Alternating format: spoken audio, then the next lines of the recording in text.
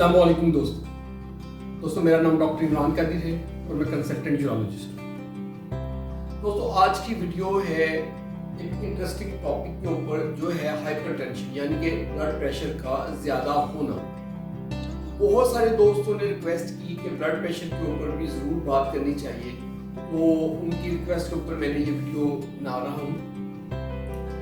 Blood pressure normally अगर हम upper limit यानी कि ऊपर वाला ब्लड प्रेशर जो सिस्टोलिक होता है वो 130 तक अपर लिमिट अगर उसकी कहें, और नीचे वाला जो ब्लड प्रेशर जिसको डायस्टोलिक कहते हैं 90 कहें, तो एक नॉर्मल लिमिट में आता है। अगर इससे ज़्यादा हो यानी कि अगर सिस्टोलिक जो है ऊपर वाला जो है 130 से ज़्यादा हो और नीचे वाला 90 से ज़्यादा हो और इसी तरह रहता हो लंबे अरसे तक, यानी कि बार बार ब्लड प्रेशर चेक करें तो ज़्यादा ही रहता हो, तो उसको हम हाई ब्लड प्रेशर का मरीज़ या हाइपरटेंशन पेशेंट लेबल कर देंगे।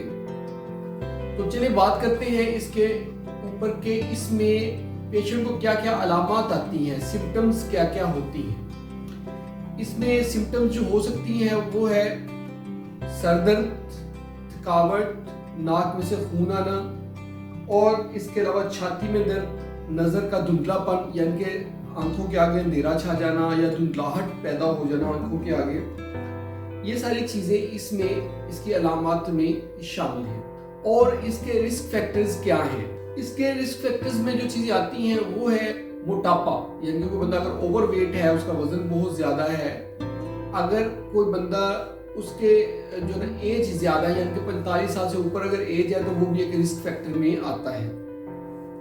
इसके अलावा कम तहरक तर्ज जिंदगी, एक बंदा है वो बैठा रहता है, हर वक्त लेटा रहता है, काम काज लेट के या बैठ के काम अपने करता है, चलने फिरने का लाइफस्टाइल उसका नहीं है, तो उसमें भी हाइपरटेंशन का रिस्क बहुत ज़्यादा हो जाता है। इसके अलावा तंबाकू नोशी इसमें शामिल है, नमक का ज़्यादा इस्तेमाल इसमें शामिल है, और पोटाशियम का कम इस्तेमाल इसमें शामिल है। और साथ साथ जो लाइफस्टाइल है जिसमें अनहेल्दी फूड, जिसमें जो है ना एनिमल फैट का इस्तेमाल ज़्यादा किया जाए, वो भी इसमें शामिल है। जैसे बहुत ज़्यादा क्रीम का इस्तेमाल, मलाई का इस्तेमाल जो करते हैं, गोश्त चर्बी वाला खाते हैं, वो सब लोग इसके रिस्क फैक्टर में आते हैं। इसका ट्रीटमेंट जो किया जाता है उसमें है, एक तो है कि लाइफस्टाइल मॉडिफिकेशन, हम पेशेंट का लाइफस्टाइल चेंज करते हैं और उसके साथ साथ उसको अद्वियात देते हैं। इसमें अद्वियात कौन सी देनी होती है? उसमें टॉप में शामिल है डाययूरेटिक्स यानी कि पेशाब आवर अद्वियात, जिसमें यूरिन बहुत ज़्यादा आता है और ब्लड प्रेशर कंट्रोल रहता है। ये फर्स्ट लाइन में आजकल गिनी जा रही है क्योंकि इसके साइड इफ़ेक्ट्स कम हैं। और इसके अलावा आता है AAC inhibitors, ARBs, angiotensin 2 receptor blockers, calcium channel blockers और बीटा ब्लॉकर्स, ये इसमें शामिल है। अच्छा, आगे हम बात करेंगे कि लाइफस्टाइल मॉडिफिकेशन की। लाइफस्टाइल मॉडिफिकेशन के साथ हम ब्लड प्रेशर को कैसे कंट्रोल रख सकते हैं? अपना वजन जो है वो कम करें और अपनी वेस्ट पे नजर रखें, अपनी वेस्ट को कम करना है। अगर किसी मर्द की वेस्ट 40 से ऊपर है और फीमेल की 35 से ऊपर है, उसमें ब्लड प्रेशर होने के चांसेस बहुत ज़्यादा होते हैं और usually 5 to 8 millimetre of mercury उनका ब्लड प्रेशर हाई हो जाता है। रोज़ाना बाकायदगी के साथ वर्जिश करें, 30 मिनट्स पर डे, हर रोज़ 30 मिनट तक अच्छी वर्जिश करें, उससे 5 से 8 मिलीमीटर ऑफ मर्करी तक ब्लड प्रेशर कम हो जाता है। सेहत बख्श ग़िज़ा खाएं, हेल्दी डाइट लें जिसमें मुकम्मल अनाज का इस्तेमाल, जैसे आप गंदम ले सकते हैं, बाजरा ले सकते हैं, मकई ले सकते हैं, इसका इस्तेमाल करें। फल और सब्जियों का इस्तेमाल करें। दूध और दही जो डेयरी प्रोडक्ट्स हैं वो आपने मलाई के बगैर लेनी, यानी कि बगैर मलाई के दूध वो इस्तेमाल आपने करना है। अगर ये आप करते हैं तो 11 mm मर्करी तक BP जो है ना वो कम हो जाता है। और इसके अलावा एक डायरी बनाएं, उस डायरी के ऊपर अपनी सारी डाइट लिखें, क्या वो आप खा रहे हैं सारा दिन, और एक्सरसाइज वगैरह का लिखें कि आप कितनी एक्सरसाइज कर रहे हैं, क्या आपका लाइफस्टाइल है, कब एक्सरसाइज की, कब चले, कब वॉक की, कब रनिंग की। एक डायरी को तरतीब दें, उसके ऊपर ये सारा कुछ लिखें। इसके अलावा जब भी आप खरीदारी करें, जब किसी मार्ट पे जाएं, दुकान पे जाएं, या फिर जब आप कहीं रेस्टोरेंट पे आउटिंग करने के लिए जाएं तो वहाँ पे लाजमी देखें कि आप क्या खाने लगे हैं। जब मार्ट पे आप खरीदने लगे खाने वाली चीज़ तो उसका लेबल पढ़े, उसके ऊपर गौर करें कि आप क्या चीज़ लेने लगे, उसमें फैट कितनी है, उसमें साल्ट कितना है, इस चीज़ की अपनी आदत बनाएं। जब आप किसी रेस्टोरेंट में खाना खाने लगे हैं, जो भी आप खाने लगे हैं, जो ऑर्डर देने लगे खाने के लिए, या आप कहीं पे गेस्ट गए हैं तो वहाँ पे अगर आपको खाने के लिए कुछ पेश किया जा रहा है तो वहाँ पे ऑब्जर्व करें कि जो चीज़ आप खा रहे हैं उसमें जो है ना फैट कितनी है, चर्बी वाली चीज़ें कितनी है, घी कितना है उसमें, और इसमें और जो है मलाई वगैरह का क्रीम का इस्तेमाल कितना किया गया है। ये सारी चीज़ों पे नज़र रखें और साल्ट पे नज़र रखें कि साल्ट कितना यूज़ किया गया है उसमें। तो ये अपना लाइफस्टाइल आप अपना अपनाएं, उससे ब्लड प्रेशर के ज़्यादा होने के चांस या हाइपरटेंशन होने के चांस कम हो जाते हैं। अगर आप ये कंट्रोल कर लेते हैं तो आपका ब्लड प्रेशर भी कंट्रोल रहता है। नमक का इस्तेमाल कम से कम कर दें। अगर आप नमक का इस्तेमाल कम कर देते हैं तो 5 to 6 मिलीमीटर ऑफ मर्क्यूरी तक बीपी कंट्रोल हो जाता है। और डेली जो है 2300 मिलीग्राम यानी कि 2300 mg पर डे के हिसाब से नमक इस्तेमाल करें, इससे ज्यादा नमक इस्तेमाल ना करें। और फूड जो भी आप खा रहे हैं या ले रहे हैं या खरीद रहे हैं उसके ऊपर उसका लेबल को जरूर पढ़ें और साल्ट का देखें कि कितना उसमें साल्ट है। प्रोसेस्ड फूड जो है ना उससे इज्तनाब करें, प्रोसेस्ड फूड छोड़ दें। बहुत सारे लोगों को आदत होती है कि कुछ चीज़ खाने लगे हैं, जैसे कि अमरूद खाने लगे हैं, सेब खाने लगे हैं, कुछ जामुन खाने लगे हैं तो उसके ऊपर नमक छिड़क के इस्तेमाल करते हैं, नमक का छिड़काव करते हैं कि टेस्ट अच्छा बन जाए। तो ये इस चीज़ को अवॉइड करें। समटाइम लोग चिप्स खाते हैं, आलू वाली चिप्स के ऊपर नमक छिड़क लेते हैं अच्छी तरह, तो ये चीज़ ना करें। तो ये कभी भी नमक छिड़क कर इस्तेमाल ना करें, कोई भी गज़ा नमक छिड़क के इस्तेमाल ना करें। अच्छा, दूसरी बात यह कि नमक को यकदम नहीं छोड़ना कि आप कि ठीक है जी हमने कंट्रोल करना है, नमक बिल्कुल छोड़, ऐसे नहीं। स्लोली डिक्रीज करते जाए नमक को और स्लो डिक्रीज करें ताकि बॉडी उसके ऊपर सही हैबिटेट कर जाए। शराब नोशी और सिगरेट नोशी बहुत ही मुज़र है हाइपरटेंशन के लिए। अगर आप में से किसी को शराब नोशी की या सिगरेट नोशी की आदत है तो इस आदत को मुकम्मल तौर पर तर्क कर। अगर आप चाय या कॉफ़ी पीते हैं, चाय या कॉफ़ी जो है वो कंट्रावर्शियल है। चाय अगर पी ले या कॉफ़ी पी ले तो सडन राइज आता है बीपी में, लेकिन हम ये नहीं कह सकते कि वो हाइपरटेंशन काज करता है या हाई ब्लड प्रेशर है पेशेंट के लिए वो कॉन्ट्राइंडिकेटेड है। लेकिन कुछ रिसर्चेज हैं कि उसमें मना की जाती है। तो अगर बहुत ज़्यादा आप शौकीन है तो थोड़ी मिकदार में आप ले लें, तो अगर आप छोड़ सकते हैं तो छोड़ दें। लेकिन ये एक कंट्रोवर्शियल टॉपिक है चाय और कॉफ़ी से रिलेटेड। स्ट्रेस अपना कम करें। स्ट्रेस की बहुत ज़्यादा इंपॉर्टेंस है। अगर आप स्ट्रेस अपना कम कर लेते हैं तो ब्लड प्रेशर बहुत अच्छा कंट्रोल रह सकता है।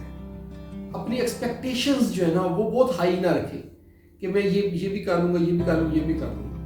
अपनी प्रायोरिटी सेट करें। जो आप काम करते हैं ना उसकी प्रायोरिटीज बना लें, ये टॉप प्रायोरिटी है, ये मीडियम, ये लो प्रायोरिटी। टॉप प्रायोरिटी वाला काम पहले करें, मीडियम वाला बाद में करें, और लीस्ट प्रायोरिटी यानी कि जिसकी सबसे कम अहमियत है काम की वो अगर छोड़ सकते हैं उसको छोड़ दें। ओवर बर्डन ना करें अपने ऊपर काम का, वर्क का, रिलेशनशिप का, किसी चीज़ का भी, फाइनेंशियल किसी चीज़ का भी अपने ऊपर ओवर बर्डन ना करें। जितना आप अपने ऊपर अपने जहन पे बर्डन डालेंगे उतने स्ट्रेस बढ़ेगा तो वो ब्लड प्रेशर के पेशेंट बनाने में काज करता है। इसलिए कोशिश करें कि ओवर बर्डन ना हो। अपनी जिम्मेदारी जो है ना उनको कोशिश करें थोड़ा सा कम करें, बहुत ज्यादा हर चीज की जिम्मेदारी ना लें। और इसके साथ साथ ना कहना सीखें कि नो कैसे कहना, हर चीज की हाँ करते जाना, हर बंदे को खुश करते जाना, इस चीज के चक्कर में ना लें। बीच में जो चीज आपके एम से हटके है, जो आपकी प्रायोरिटी से हटके है, उसमें ना कहना सीखें ताकि आपका स्ट्रेस कम हो। इसके अलावा बहुत सारे मामला चल रहे होते हैं, जैसे जॉब पे, काम के सिलसिले में, घर पे बहुत सारे कन्फ्लिक्ट्स होते हैं। तो इन कन्फ्लिक्ट्स को ना सॉल्व कर लें, बजाय ये कि ये थोड़े कन्फ्लिक्ट्स चलते रहे और स्ट्रेस और एंजाइटी को बढ़ाते रहे। जहाँ जो भी आप लोगों के कन्फ्लिक्ट्स हैं उनको सॉल्व करें, डिस्कस करें। जिसके साथ भी मामला आपके खराब है उसको सॉल्व करने की कोशिश करें। कोई किसी ऐसी जगह पे आए दोनों बार्गेन करके कि दोनों के लिए वो फायदे बख्श हो दोनों पार्टियों के लिए और मामला हल हो जाए। जितना ज़्यादा स्ट्रेस रहेगा उतना ज़्यादा काम में और अगर घर में या जहाँ कहीं भी तनाव होगा वो स्ट्रेस को बढ़ाएगा अल्टीमेटली। इसके अलावा ऐसे करने स्ट्रेस का कोई ट्रिगर होता है। जैसे कुछ लोग हैं वो जब रश में फंस जाते हैं तो उनको स्ट्रेस में आ जाते हैं।